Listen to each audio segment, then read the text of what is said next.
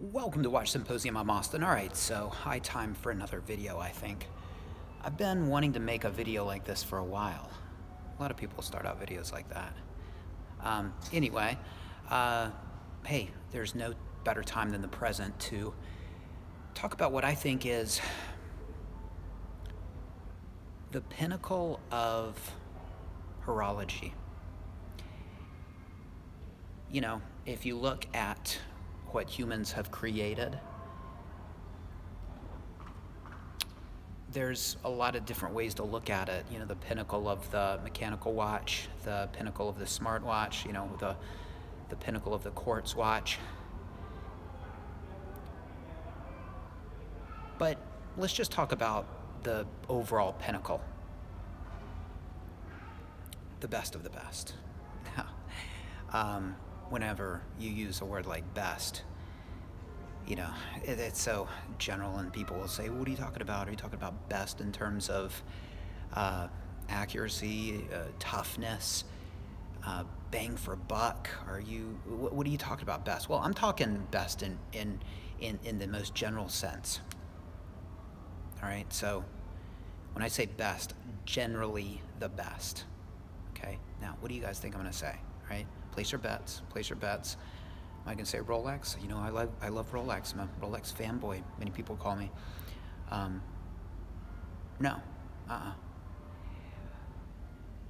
gonna make you wait, all right? But let me just say, I'm not gonna say Rolex. Now, pinnacle of the mechanical watch, yes, Rolex. But mechanical watches, I love them, but they're kind of old news. They're lovely. They're like art in and of themselves, and of course they're functional. But I'm not going to say Rolex. Okay, Rolex was the pinnacle. And in the 1960s, yeah. If I was making this video, I'd be holding up a Rolex right now. Okay, but the pinnacle, in my opinion, is this little Casio, this $10 Casio. All right, so let me explain why. Well, first of all, it's much more accurate than a mechanical watch. You don't need to wind it. I haven't touched this watch in a week. It's good to go. And it's also more accurate than any mechanical watch I've got going on right now, which I've got the Vostok, which is a low bar for this. But even if I had a Rolex on my wrist, you know, when I'm not going to the sports club, then this would still better it in terms of accuracy. It's not as accurate as, say, you know, a 9F quartz, but you've got more functions. You have the chronograph, you've got the day, you've got the date, you've got an alarm. Those are things that a Grand Seiko and of course are not going to give you. You might get a few of those, but you're not going to get all of them. This will last 10 years. And here's why this is the best. It's 10 bucks. It's 10 bucks. Grand Seiko 9F, thousands, okay? This is $10. Anybody can have this. Anybody with $10 can have this, and it'll last them for 10 years. As far as a functioning watch goes, this is the best, okay? Now, does it have some drawbacks? Of course, okay, of course. It's not really made to last, all right? It's a product of a throwaway culture, which is fine, I guess, because after 10 years you can shell out another $10 and you're good for another 10 years with your new one.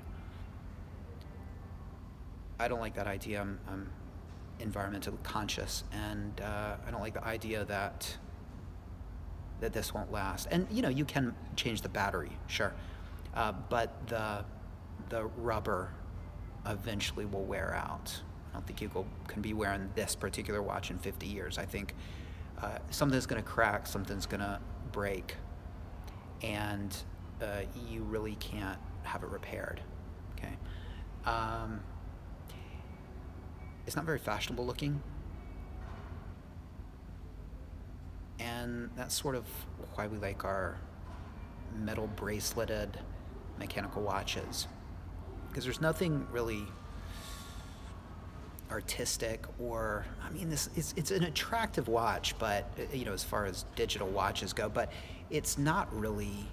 I mean, you can't even compare it to something like a Sub or a GMT or a Yachtmaster. I mean, those are beautiful, beautiful timepieces, and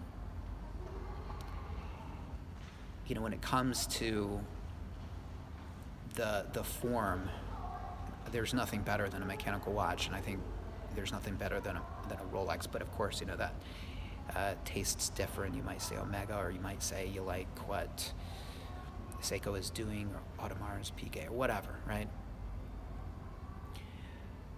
So that's not, this watch is not going to tick your box in that sense. It's not going to tick that box. It might tick your box, might not tick that box on your list. If you look at just timekeeping as a whole, I think the fact that this is so cheap and so functional and so durable and lasting and comfortable, I think that's why I choose it as the greatest timepiece of all. It's because it's attainable, and you know, 1,000 years ago, imagine 1,000 years ago something like this popping up into existence. It would be the most cherished of possessions, as would a Rolex Sub, but this more so, because it does more. It's more functional. It'll serve you better. But it's the fact that, you know, for years, to get a really good watch, not just a really good watch, but just a decent watch, you have to pay a significant amount of money, and those times are gone. You got this, and I think when you look at humanity as a whole, I think this is probably one of our greatest accomplishments, an affordable watch that does so much and is so strong. But the affordability is what we scoff at, because there's no game in getting one of these. I can buy 3 of them at the store right to my left, not even feel it. You know, Archie says it's gotta hurt. Well, it's got to, does it have to hurt? Well, it has to be worth working for, and the accomplishment and the getting has to be,